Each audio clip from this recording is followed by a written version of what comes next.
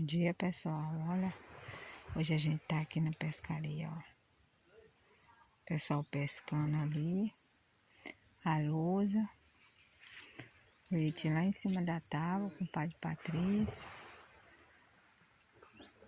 Aí hoje vai dar pescaria boa. Vamos ver aqui. Olha, aqui é um açude. Aqui, dentro do mato. Uma maçã lá.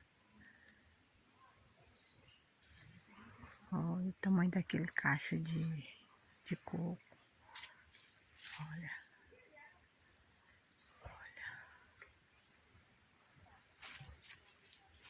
É só.